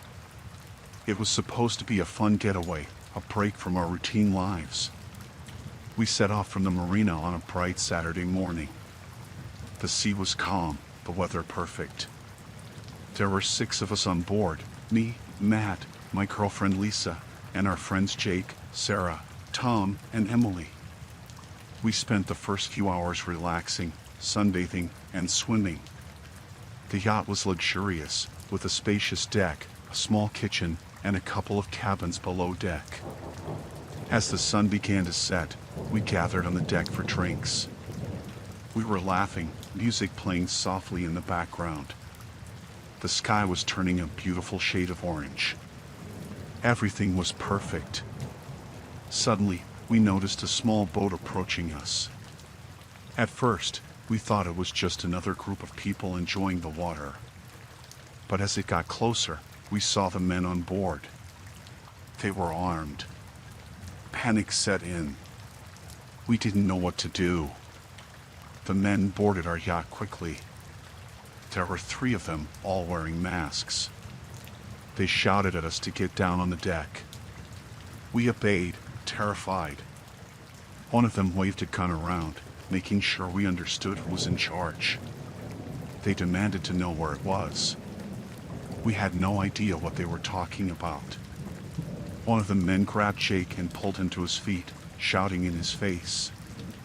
Jake kept saying he didn't know anything, but they didn't believe him. The leader of the group, a tall man with a deep voice, told us to stay put. He sent the other 2 men to search the yacht. They tore through our belongings, overturning furniture, smashing open cabinets. We could hear the destruction from where we were lying on the deck. Lisa was shaking next to me. I reached out to hold her hand, trying to give her some comfort. Sarah was crying, and Tom was trying to keep Emily calm. We were all scared, not knowing what these men were capable of. After what felt like hours, the men returned. They didn't find whatever they were looking for. This seemed to make them even angrier. The leader grabbed me by the shirt and pulled me up. He demanded to know where we had hidden it. I told him again that we didn't know what he was talking about. One of the men suggested taking one of us as a hostage until they found what they were looking for. This made my blood run cold. I couldn't let them take Lisa or any of my friends. I had to think of something. I told the leader we had a safe on board, hoping to buy us some time. He ordered me to show him. I led him below deck, my mind racing. I had no plan, just a desperate hope to stall him. I showed him the storage room, pretending there was a hidden compartment. He pushed me aside and started searching. I took the opportunity to grab a heavy wrench from a nearby toolbox. My hands were shaking, but I knew I had to act. I waited until his back was turned and then swung the wrench with all my strength. The leader fell to the ground, unconscious. I ran back up to the deck, shouting for my friends to help. We needed to get the other 2 men off the yacht. Tom and Jake grabbed some makeshift weapons, and we confronted the men. A struggle ensued. It was chaotic, terrifying. We managed to overpower one of the men, knocking him into the water. The other man, seeing he was outnumbered, jumped overboard and swam back to their boat. We quickly cut the ropes that tied their boat to our yacht and pushed it away. With the immediate threat gone, we checked on each other. Everyone was shaken, but no one was seriously hurt. We tied up the unconscious leader and locked him in one of the cabins. We radioed for help, explaining the situation to the Coast Guard. The wait for rescue felt like an eternity. We stayed together on the deck, keeping an eye on the cabin where the leader was locked up. When the Coast Guard finally arrived, we felt a wave of relief wash over us. The armed men were taken into custody. It turned out they were part of a smuggling ring, looking for a hidden package on our yacht. We never found out what it was or why they thought it was on our boat. The weekend that was supposed to be a fun escape turned into a nightmare. We were all shaken, but thankful to be alive.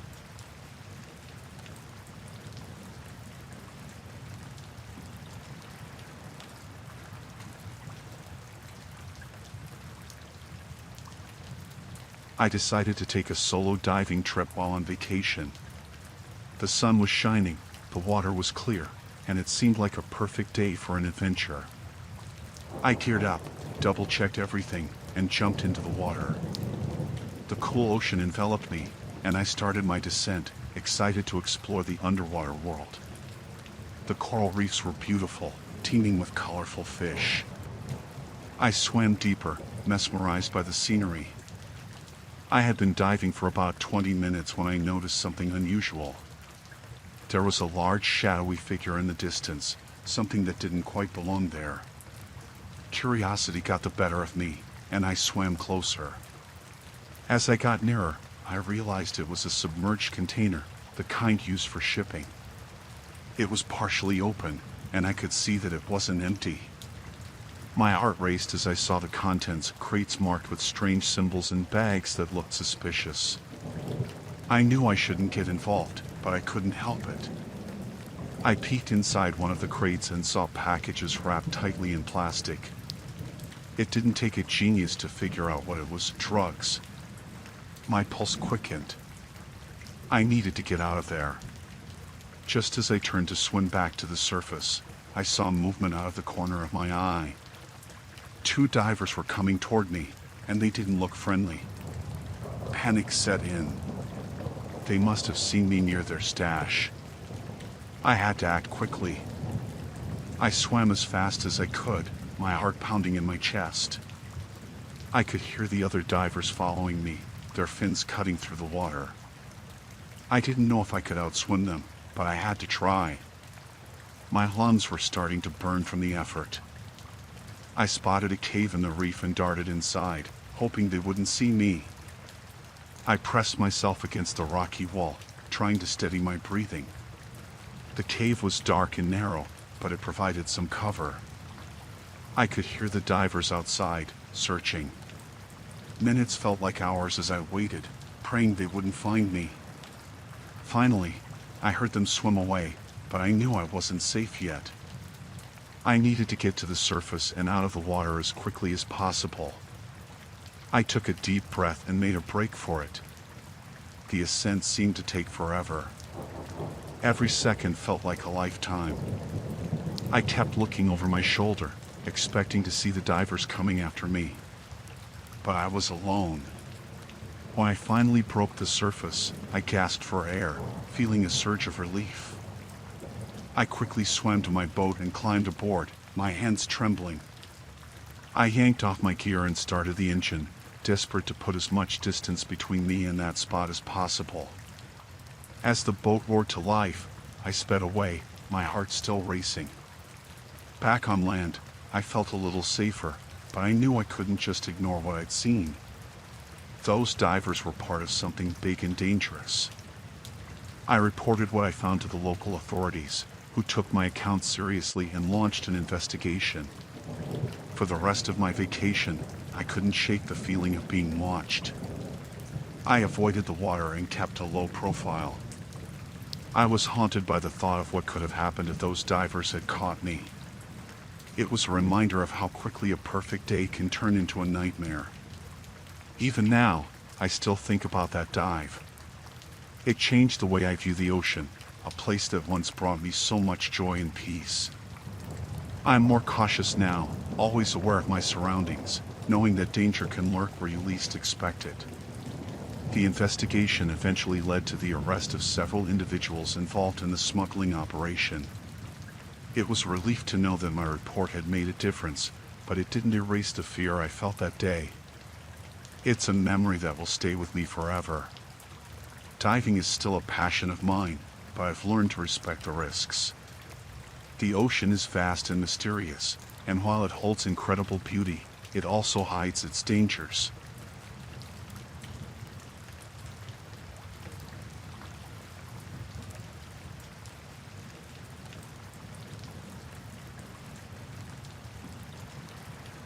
I took my dog, Max, to a remote cabin for a summer vacation. It was supposed to be a peaceful escape from the city. The cabin was deep in the woods, miles away from the nearest town. I was looking forward to some quiet time, just me and Max. The first couple of days were perfect. We hiked, swam in the lake, and relaxed on the porch. The air was fresh, and the only sounds were birds and the rustling of leaves. Max loved it too, running around and exploring. One afternoon, while we were on a hike, I heard gunshots in the distance. It startled me, but I assumed it was hunters. Hunting season wasn't for another month, though, which made me uneasy. I decided to head back to the cabin. As we walked back, I saw something that made my heart race. A group of men, about 5 of them, were gathered around a deer they had just shot. They were laughing and talking loudly. One of them noticed me, and their conversation stopped abruptly. I quickly turned and started walking away, trying to act normal. I didn't want any trouble. Max sensed my tension and stayed close. The hair on his neck was standing up. I could hear footsteps behind me, getting closer. "Hey, you," one of the men shouted. I didn't turn around. I just kept walking, faster now. Max crawled softly. The footsteps quickened. Panic set in. I broke into a run, Max sprinting beside me. I could hear them chasing us. My mind raced, trying to figure out what to do. The cabin was still a good distance away. I veered off the trail, hoping to lose them in the dense woods. Max followed, weaving through the trees. We ran for what felt like an eternity. My lungs burned, and my legs were weak. I glanced back and saw the men still pursuing us. They were closer now, shouting angrily. I needed to find a place to hide. I spotted a small cave and ducked inside, pulling Max with me. We crouched in the darkness, trying to be as quiet as possible. My heart pounded in my chest, and I could hear the men searching nearby. "She went this way," one of them yelled. I held my breath, praying they wouldn't find us. Max was silent, sensing the danger. Footsteps approached the cave. I pressed myself against the cold rock wall, trying to make myself invisible. A shadow passed by the entrance. I could hear them talking, but I couldn't make out the words. They were so close. I closed my eyes, terrified. After what felt like forever, the footsteps moved away. They were searching elsewhere. We stayed hidden for a long time, until I was sure they were gone. Slowly, I emerged from the cave, Max by my side. The woods were eerily quiet now. I knew we had to get back to the cabin and call for help. We moved cautiously, staying off the main trails. Every snap of a twig made me jump. I was constantly looking over my shoulder. When we finally reached the cabin, I locked the door and closed all the curtains. I grabbed my phone and called the local authorities, explaining what had happened. They told me to stay put and that they would send someone right away. The wait was agonizing. I kept expecting the men to burst through the door at any moment. When the police arrived, I felt a huge wave of relief. They searched the area and found evidence of the poachers. It turned out they had been illegally hunting in the woods for some time. They were arrested, and I was assured it was safe. The rest of the vacation was ruined, of course. I couldn't shake the fear and anxiety. We left the next day, and I vowed never to return to such a remote place alone again. It was supposed to be a relaxing getaway, but it turned into a nightmare. Max and I are safe now, but the memory still haunts me. Every time I hear a sudden noise or see a shadow in the corner of my eye, I remember those terrifying moments in the woods.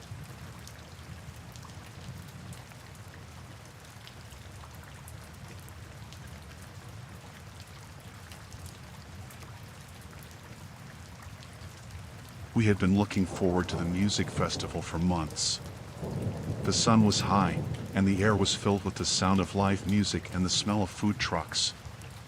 I was there with my friends, Jess, Mike, and Carla. We were all excited, dancing, and having a great time. As the day went on, the crowd grew.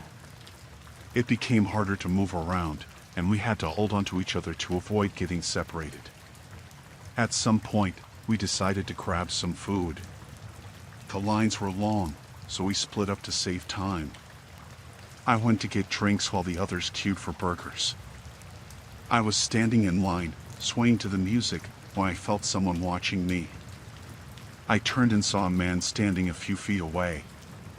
He was tall, wearing a hoodie despite the heat, and his eyes were fixed on me. I felt a chill but tried to shake it off. It was a crowded festival. It could have been a coincidence. When I finally got the drinks, I headed back to our meeting spot.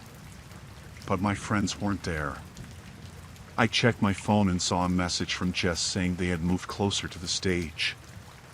I started weaving through the crowd, balancing the drinks and looking for them. I felt that chill again.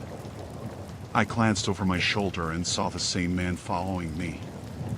Panic started to set in. I quickened my pace, but so did he. I couldn't see my friends anywhere. The crowd was too thick and the music too loud. I tried calling Jess, but the signal was bad. The man was getting closer. I made a sharp turn and headed towards the edge of the festival grounds.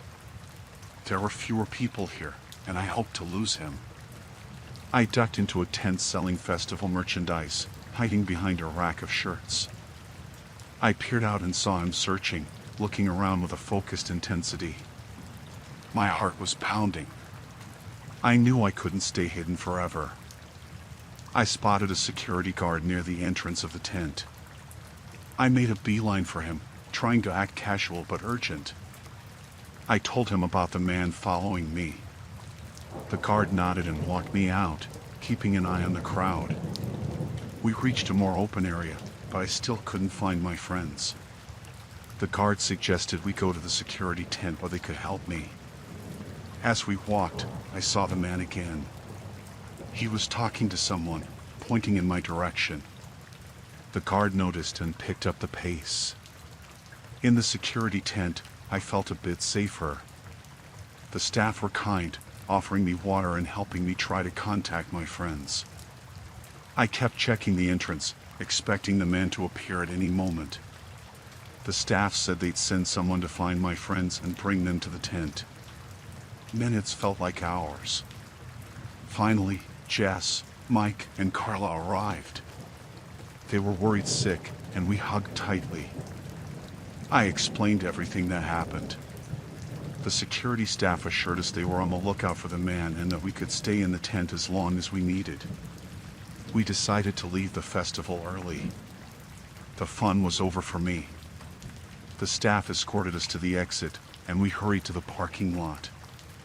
As we got to the car, I looked around, half expecting to see the man lurking. But there was no sign of him.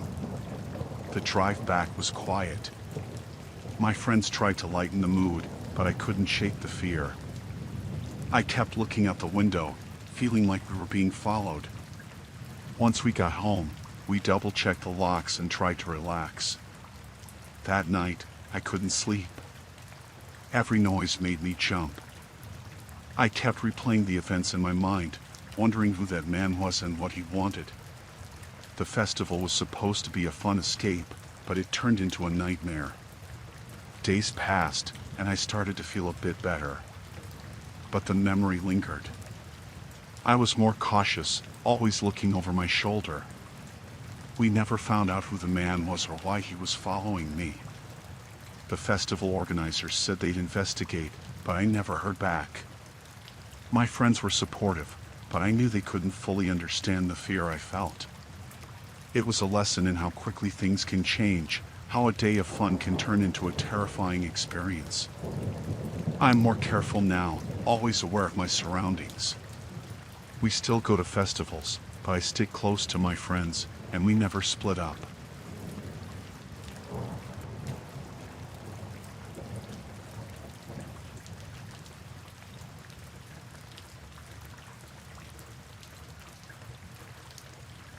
I had been looking forward to this summer vacation for weeks. I decided to go on a solo hiking trip to clear my head and enjoy some peace and quiet. I picked a trail that was known for its beautiful views and seclusion. It was supposed to be a break from the everyday grind. I set out early in the morning, eager to hit the trail before the heat set in.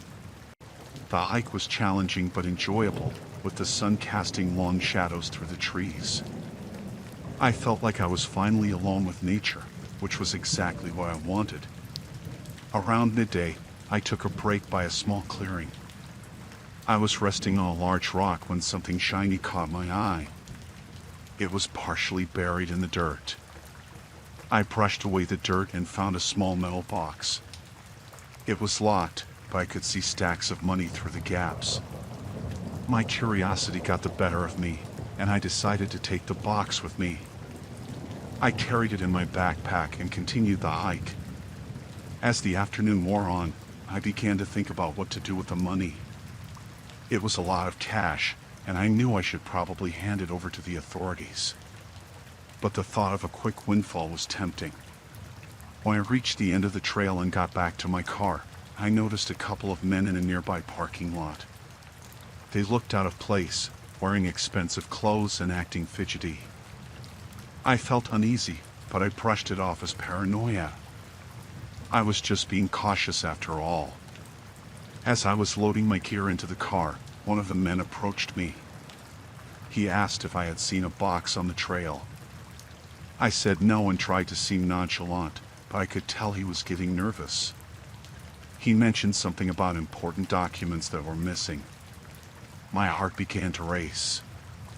I drove home quickly, feeling like I was being watched. When I got back to my place, I locked the doors and kept the box hidden. I tried to calm myself down, but the encounter with the men had shaken me. I decided to call the police and report what I had found. Before I could make the call, I heard a knock at my door. I looked through the peephole and saw the same two men from the parking lot. My heart sank. I didn't open the door and just waited. The knocking grew louder, and the men started shouting through the door, demanding I open up. I was terrified. I picked up my phone and called 911, trying to stay calm. I could hear the men getting more agitated. They were saying things like, "We know you have it, and we need that box." They didn't seem like they were going to leave anytime soon. While I waited for the police, I considered my options. I couldn't stay in the apartment, and I couldn't let them know I had the box. I decided to slip out the back door and find a safer place to wait. I grabbed the box, put on a hoodie, and quietly left through the back entrance of the building. I made my way to a nearby park, hoping to find a place to hide. I kept looking over my shoulder, expecting the men to be following me. My mind was racing. I found a secluded spot near a large tree and sat down, trying to catch my breath. The police arrived at my apartment a short while later. I watched from a distance as they questioned the men and searched the area. I stayed hidden, hoping they would leave soon. Eventually, the men were taken away by the police, but I still didn't feel safe. After the situation was resolved, I went back to my apartment and handed the box over to the authorities. They were able to determine that the money was connected to a criminal investigation, and they were grateful for the information I provided. I was relieved that the ordeal was over, but the experience left me shaken. The thought of those men showing up at my door, demanding something I had, made me realize how dangerous some situations can become. I took a few days off to recover from the stress and made sure to change my usual routines. I was more cautious about my surroundings and made sure to always have a plan if something went wrong. The hike that was supposed to be a peaceful escape turned into a terrifying encounter.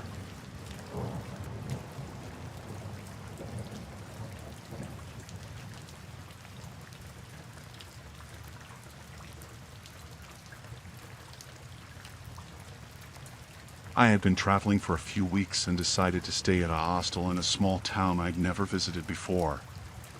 It was a quaint place with a friendly atmosphere. I had been on the road alone for a while and was looking forward to meeting new people. When I arrived at the hostel, I noticed a group of travelers who seemed to be close friends. They were chatting loudly and laughing, and I immediately felt a bit of envy for their camaraderie. I introduced myself, and they welcomed me warmly. Their names were Tom, Lisa, and Jack. They told me they were on a road trip and had been traveling for months. Their stories were exciting, and they seemed like great company. I joined them for dinner that evening, and we spent the night sharing travel stories and plans. They invited me to explore the town with them the next day, and I happily accepted. The following morning, we set out together. They showed me around the town, and we had a great time. They seemed genuinely friendly, and I felt like I had found a new group of friends. We planned to spend the next few days together, seeing the sights and enjoying each other's company. On the third night, after a long day of sightseeing, we returned to the hostel. Tom suggested we go out for drinks. I was tired but agreed. We went to a local bar that had a relaxed vibe. The night was going well until Tom and Lisa started talking about something that made me uneasy. They were discussing a big score and seemed overly excited. Jack kept looking around as if he was worried about being overheard. I didn't understand much of what they were saying, but it sounded suspicious. I tried to brush it off as just talk, but I couldn't shake the feeling that something was off. The next day, Lisa and Jack seemed even more secretive. They kept talking in hushed tones and kept looking around nervously. I felt increasingly uncomfortable. When we went back to the hostel, I noticed they were acting even more strangely. They kept checking their phones and whispering to each other. Later that evening, I decided to investigate. I found a spot in the common area where I could overhear them talking. They were discussing something about getting the shipment and laying low. They also mentioned a rendezvous point. My heart raced as I realized that they might be involved in something illegal. I knew I had to be careful. I didn't want to confront them directly or accuse them of anything without evidence. I started thinking about how I could get out of the situation safely. I decided to keep a low profile and look for a way to leave without drawing attention. As the evening went on, Tom approached me and invited me to go with them to a secluded spot outside town. He said they wanted to show me a secret place they had discovered. I hesitated but agreed, trying to act normal. Inside, I was terrified, and my mind was racing with plans to escape. When we arrived at the spot, it was a small, rundown warehouse on the edge of town. The group went inside, and I followed, trying to stay calm. Once inside, I saw bags of what looked like contraband stacked in the corner. The sight confirmed my fears. They were definitely involved in illegal activities. I knew I had to get out before they noticed I was trying to leave. I made my way to the back of the warehouse and found a small window. It was barely big enough for me to squeeze through, but I had to try. I pushed and wriggled my way through the window and dropped down outside. I ran as fast as I could back to the hostel. My heart was pounding, and I could hear my breath echoing in my ears. When I got back, I grabbed my things quickly, trying to stay quiet. I didn't want to risk running into them again. I contacted the local authorities and reported what I had seen. I explained the situation and provided them with as much information as I could. They assured me they would investigate and take action. I was relieved but still scared. As I waited for the police to arrive, I kept my distance from the hostile common areas and stayed in my room. I felt safe knowing that help was on the way. The authorities arrived shortly after and took statements from me and the other guests. They found evidence linking the group to the illegal activities. By the time the sun came up, the group was gone. The police had detained them, and I was finally able to breathe easy. I decided to cut my trip short and head home. The experience had shaken me, and I needed to feel safe again.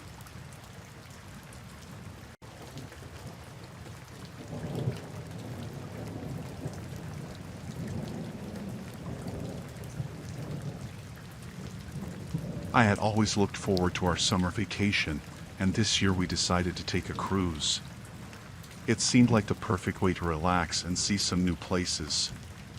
My husband, Mark, and I had booked a week-long trip on a large cruise ship. The first few days went smoothly. We enjoyed the sunny weather, great food, and the variety of activities the ship offered. One evening, as we were walking along one of the upper decks, we noticed a crew member who seemed out of place. His name tag read Chris, but there was something off about him. He didn't fit in with the rest of the crew, who were all cheerful and professional. This crew member moved too quickly and always seemed to be looking around nervously. We brushed it off at first, thinking maybe he was just new or had a rough day. But as the days passed, his behavior got stranger. He would often be seen around areas of the ship where crew members usually didn't go, and sometimes he would be in places where he shouldn't be, like the engine room or supply closets. One night, we were having dinner in the main dining room when we noticed Chris talking quietly with another crew member who seemed just as nervous. They were whispering, and whenever someone came close, they quickly changed the subject. Mark and I exchanged glances. It was clear something was not right. After dinner, we decided to follow Chris discreetly. We saw him sneak into a restricted area of the ship. The door was usually locked, but he had a key card and went in without hesitation. We were both curious and concerned. Mark suggested we go to the ship's security office and report our concerns, but I felt uneasy about doing that without more evidence. What if we were wrong and caused trouble for someone who was just having a bad day? That night, we couldn't stop thinking about Chris and his suspicious behavior. We decided to try and gather more information.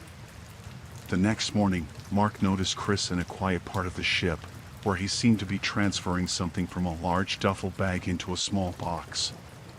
The whole situation was unsettling. We knew we had to act carefully. We didn't want to put ourselves in danger or make a mistake that could ruin someone's life.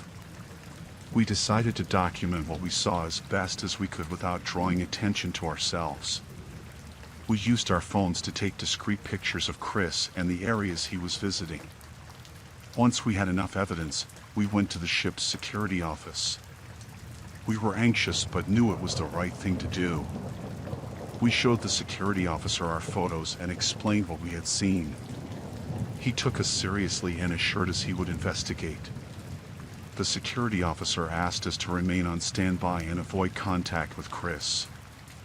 We agreed and spent the day nervously waiting. We kept a low profile, avoiding any further encounters with Chris while hoping for the best. The idea of being on a ship with someone who might have dangerous intentions was frightening. Later that afternoon, we were called into the security office. The officer informed us that Chris had been apprehended. It turned out that Chris was indeed an imposter. He had managed to get a job on the ship by using fake credentials. The security team found that he had been planning to steal valuable items from the ship's safe and had also been involved in smuggling illegal goods. The authorities were notified, and Chris was taken into custody. It was a relief to know that we had helped prevent a potentially dangerous situation. The rest of our trip went smoothly, and we felt a lot safer knowing the threat was gone.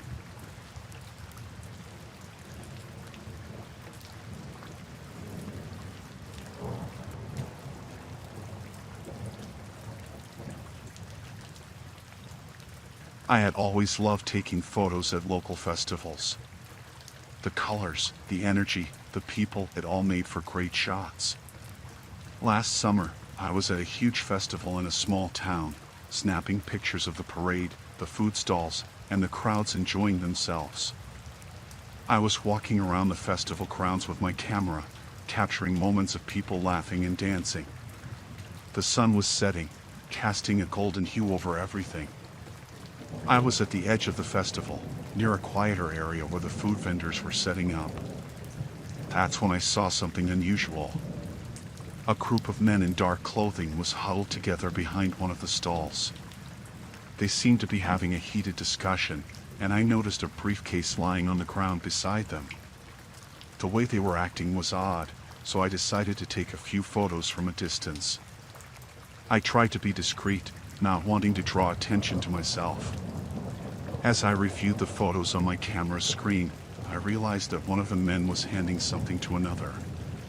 It looked like stacks of cash being exchanged for something small wrapped in paper. The whole scene felt shady.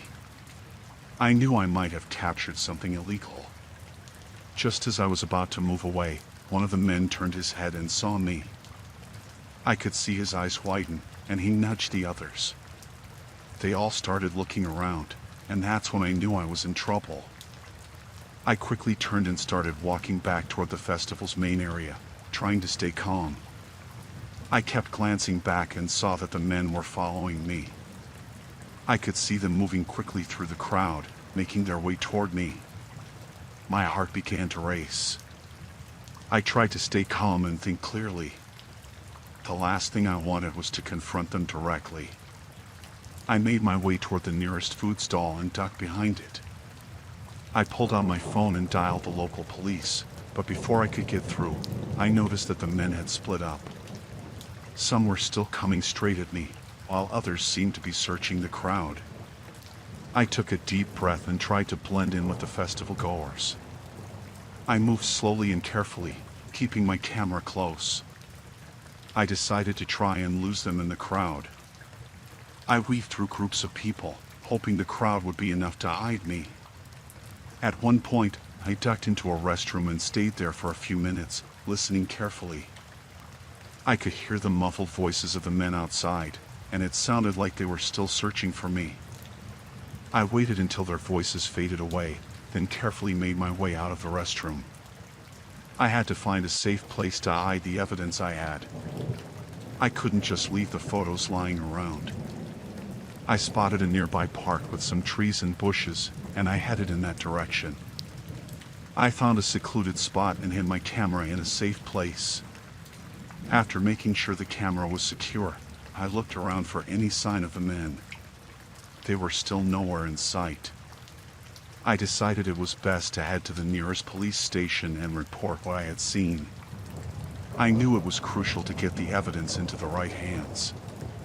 When I arrived at the police station, I was nervous but relieved to finally be safe.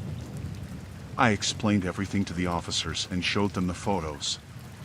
They took me seriously and assured me they would investigate the situation. They also asked me to stay in touch if I saw or heard anything more. After leaving the station, I went back to the festival grounds to retrieve my camera. I was careful not to attract attention. Once I had it, I made my way back to my car, still on edge but grateful to be out of immediate danger. I had managed to get home without further incident. The whole experience was terrifying and left me shaken, but I was relieved that I had done the right thing by reporting what I saw. The police later informed me that they had arrested the men and were investigating further. It felt like a weight had been lifted, knowing that my photos had helped stop something illegal. The rest of the summer was quiet, and I didn't take any more risks with my photography.